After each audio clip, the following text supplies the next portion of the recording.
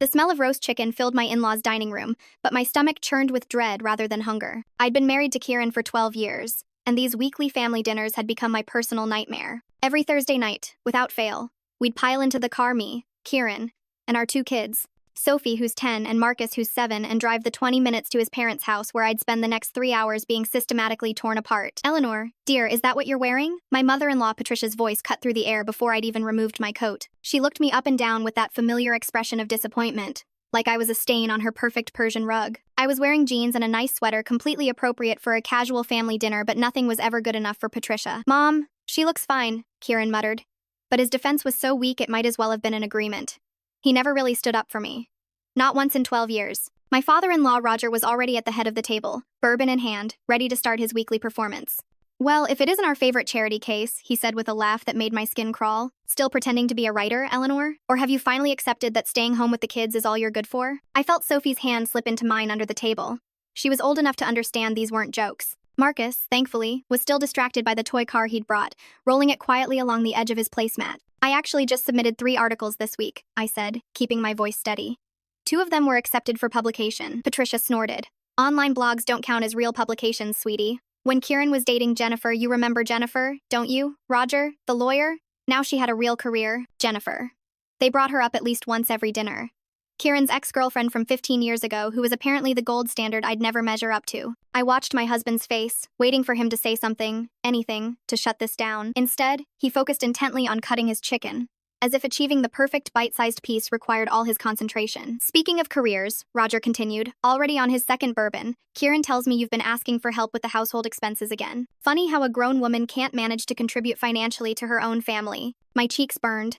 I had asked Kieran about getting a part-time job to help with the rising costs, but he'd insisted I stay home with the kids. He'd twisted my words completely when talking to his father, making it sound like I was begging for money rather than trying to contribute. Actually, I suggested getting a job. But Kieran said, "Oh, here we go with the excuses," Patricia interrupted, serving herself a generous portion of mashed potatoes. "You modern women always have excuses. In my day, we managed households on a single income without complaints. We made it work. But I suppose your generation just lacks that kind of resourcefulness." Sophie squeezed my hand tighter. I could feel her trembling slightly. And when I looked down at her, her eyes were glassy with unshed tears. She hated these dinners as much as I did. "Grandma, Mom works really hard," Sophie said in a small voice. "She does everything at home and writes stories and children should be seen and not heard at the dinner table," Roger barked, making both kids flinch. "Another thing your mother apparently hasn't taught you properly." That's when something inside me started to crack. Not break, not yet, but I could feel the fissure forming, spreading like a spider web across glass. I looked at Kieran again, pleading with my eyes for him to defend our daughter, to defend me, to show even a shred of backbone. He glanced up briefly, caught my gaze, then immediately looked away. "Sophie's just trying to," I started. "The problem," Patricia said, pointing her fork at me, "is that you've made those children soft. They need structure, discipline, not a mother who sits at home playing on her computer all day pretending to be something she's not. Playing on my computer."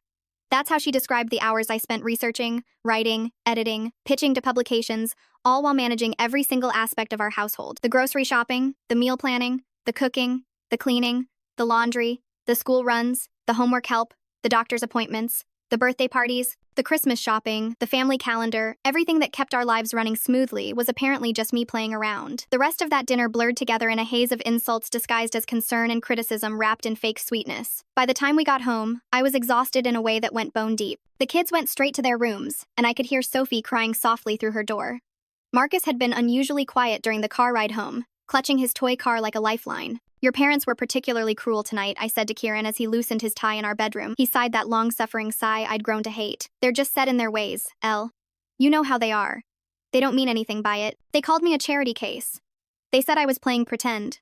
They made our daughter cry. You're being dramatic. Sophie's just sensitiva. She's sensitive because she watches her grandparents tear her mother apart every single week while her father sits there like a statue." My voice cracked on the last word. Kieran's face darkened. "What do you want me to do? Start a fight with my parents? Create drama?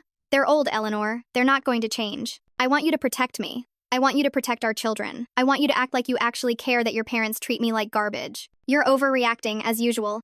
He turned away from me, pulling back the covers on his side of the bed. "Maybe if you actually contributed something to this family besides complaints, they'd respect you more." The crack in my soul widened. I stood there, staring at the back of his head as he settled into bed, and realized that he agreed with them. All this time, I thought he was just weak, just avoiding conflict. But no, he actually believed I was worthless too. That night, I lay awake planning. Not leaving. Not yet.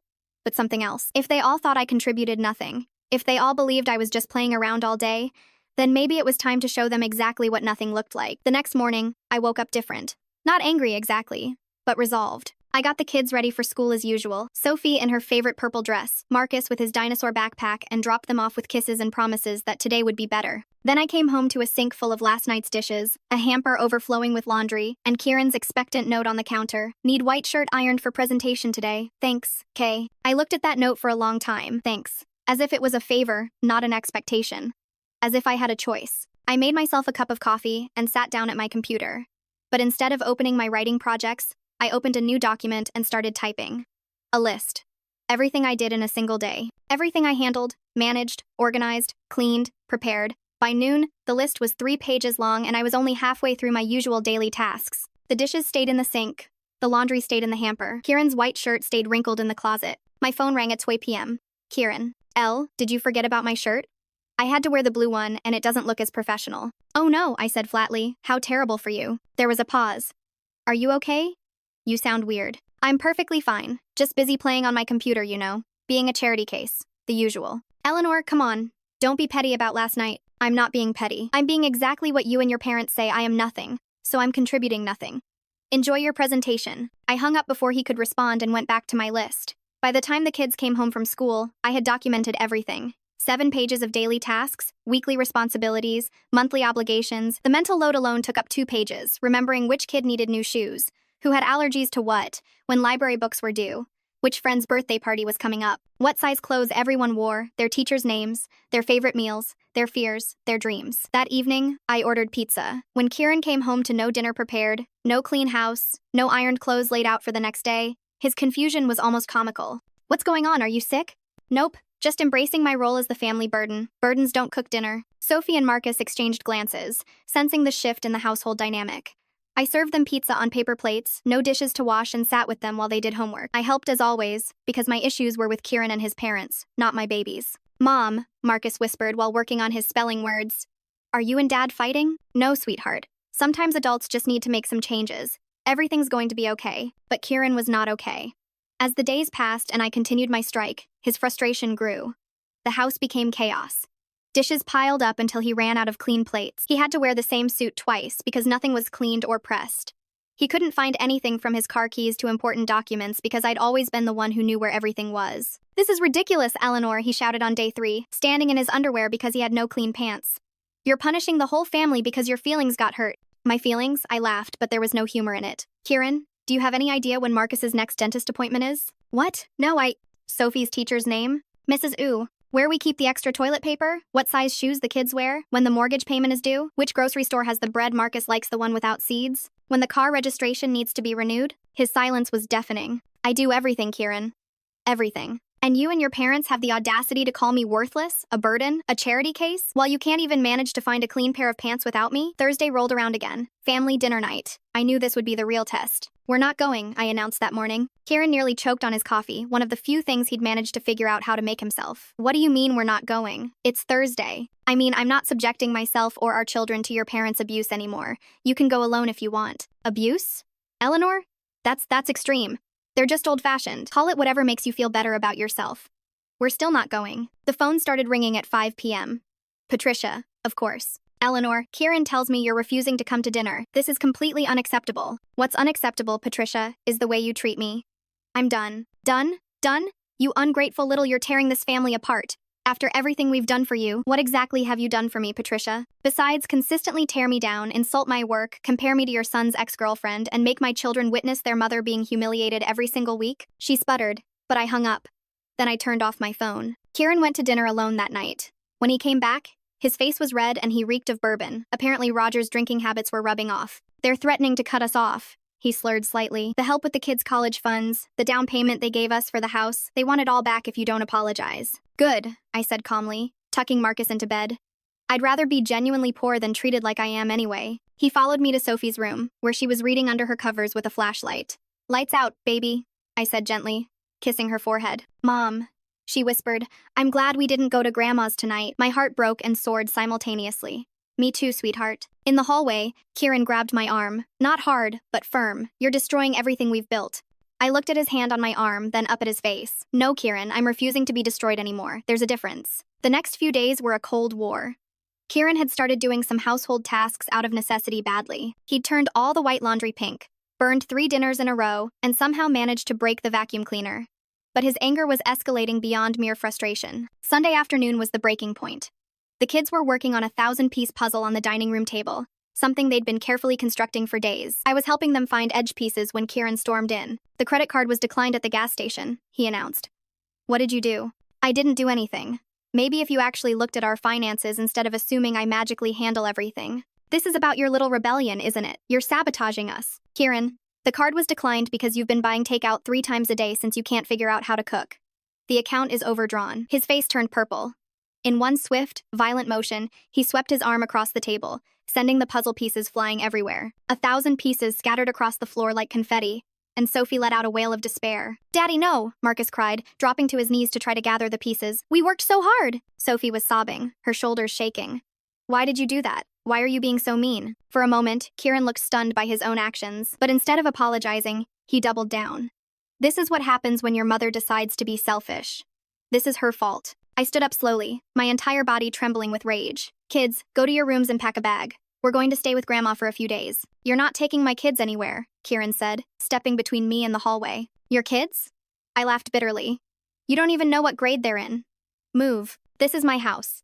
You're not leaving. Watch me. I sidestepped him and guided the children to their rooms, helping them pack while my hands shook. Sophie kept crying, asking why Daddy was so angry, why he ruined their puzzle, why everything was falling apart. I didn't have good answers, only promises that we'd be safe and okay. We left that night after Kieran had stormed off to the bar. I packed everything I could fit in the car clothes, the kids' favorite toys, important documents I'd hidden in my desk drawer weeks ago when I first started planning for the possibility of this moment. The 3-hour drive to my mother's house felt both endless and like freedom. My mom was waiting on the porch when we pulled up at nearly midnight, the kids asleep in the back seat. She didn't say I told you so, though she'd warned me about Kieran's family years ago. She just helped me carry the sleeping children inside and tuck them into the guest room beds she'd already made up with their favorite cartoon sheets she'd kept them from when they were younger and used to spend weekends. Here.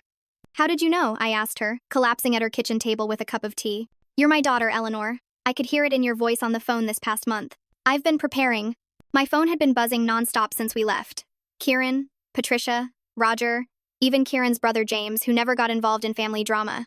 I turned it off completely and left it in my purse. He swept their puzzle off the table, I said, the words coming out in a rush. They'd been working on it for days and he just destroyed it because he was angry at me. The look on Sophie's face. Mom reached across the table and took my hands. You did the right thing. You protected them. You protected yourself. Did I? Or did I just blow up my entire life over my pride? Eleanor, honey, this isn't about pride. This is about your children watching their mother be systematically torn down week after week. This is about them learning that it's okay to treat people, to treat women like that. You're teaching them that it's not okay. That's not pride. That's parenting. The next morning was surreal. I woke up to the smell of pancakes and the sound of my children laughing, actually laughing in the kitchen. Mom had them at the counter, letting them add chocolate chips to the batter while Saturday morning cartoons played on her old television. Mom, Marcus called out when he saw me. Grandma says we can make smiley faces with the chocolate chips. For the first time in weeks, maybe months, I saw my children relaxed. Their shoulders weren't tense. They weren't walking on eggshells. They weren't quiet and careful. They were just kids. My phone, when I finally turned it on, had 47 missed calls and over 100 text messages. I scrolled through them with a kind of detached fascination. Kieran, where are you? This is kidnapping. Patricia, you ungrateful witch. You've poisoned my son against us. Roger, bring those children back immediately or we'll call the police. Kieran, please come home. I'm sorry about the puzzle. Kieran, the school called. Why aren't the kids there? Kieran, I don't know where Sophie's library book is and it's due today. Kieran, the dishwasher is making a weird noise. Kieran, please just talk to me. Kieran, your mom won't tell me where you are. Patricia, you're traumatizing those poor children. Kieran, I found the puzzle pieces. I saved them all. We can put it back together. That last one almost got me. Almost. But then I remembered Sophie's face when those pieces went flying, Marcus on his knees trying desperately to gather them up, and my resolve hardened. I called the school and explained we'd be taking a few days for a family emergency. Then I called my lawyer friend, not Jennifer, thank God, but Rebecca, who specialized in family law. Document everything, she said immediately. Every text, every voicemail. Start writing down everything you remember from the past few years. The verbal abuse, the incident with the puzzle, all of it. And Eleanor, don't go back. Not alone, not without a plan, not without protection. It's been 2 weeks now. 2 weeks at my mother's house, and I can barely recognize the woman I used to be. Or maybe I'm finally recognizing who I always was, just buried under years of constantly being told I wasn't enough. The kids are enrolled in the local school temporarily. Sophie joined the art club and came home yesterday covered in paint and grinning from ear to ear. Marcus made a friend named Timothy who also loves dinosaurs. They're sleeping through the night without nightmares. Kieran's messages have gone through every stage of grief. Denial. This is just a phase. Anger. You're destroying our family. Bargaining. Come back and we'll go to counseling. Depression. I can't do this without you. He hasn't reached acceptance yet. Patricia called my mother's house once. Mom answered and very calmly said, Patricia, I've watched you tear my daughter down for 12 years. You're not welcome to call here again. Then she hung up and made us cookies. Yesterday, Kieran sent a photo of the dining room table. He'd bought the same puzzle and completed it all 1,000 pieces with a sign that said I'm sorry next to it. Sophie looked at it when I showed her and said, It's not the same puzzle though, is it? It's not the one we made. She's right. Nothing will ever be the same puzzle, the same family, the same life. And that's exactly the point. Rebecca says I have a strong case for primary custody. The documentation I'd been keeping, the text messages showing their verbal abuse, the incident with the puzzle that both kids can testify to, it all adds up to a pattern of emotional abuse and one instance of physical aggression in front of the children. I'm not naive. I know this will get uglier before it gets better. Patricia and Roger have money, connections, and a vindictive streak a mile wide. Kieran will likely oscillate between trying to win me back and trying to punish me for leaving. The kids will have questions, confusion, maybe even anger as they process all of this. But this morning, Sophie hugged me and said, Mom, you seem happy now. And Marcus added, Yeah, you smile, real smiles, not pretend ones. They noticed. All this time, through all my attempts to shield them, they knew I was pretending. They knew I was unhappy. They were watching me accept being treated as less than, and they were learning that was normal. Not anymore. I'm writing again, really writing, not just squeezing in words between crisis management. I've already sold 2 pieces this week, and I have a meeting with a regional magazine about a regular column. It turns out when you're not spending all your energy absorbing someone else's contempt, you have room to create, to grow, to breathe. My mother asked me yesterday if I think I'll ever go back. I told her the truth. The Eleanor who would go back died the moment my husband destroyed my children's joy to punish me for having boundaries. What emerged from that destruction isn't interested in puzzles that can be swept away by someone else's anger. I'm building something new now. Piece by piece, one boundary at a time, one real smile at a time. And this time, I'm building it on a foundation that no one else can destroy, because it's made of something Patricia and Roger and even Kieran never understood: my own sense of worth. The divorce papers are being drawn up. The custody arrangement is being negotiated. The future is uncertain and probably difficult. But for the first time in 12 years, it's mine. And that's enough. More than enough. It's everything.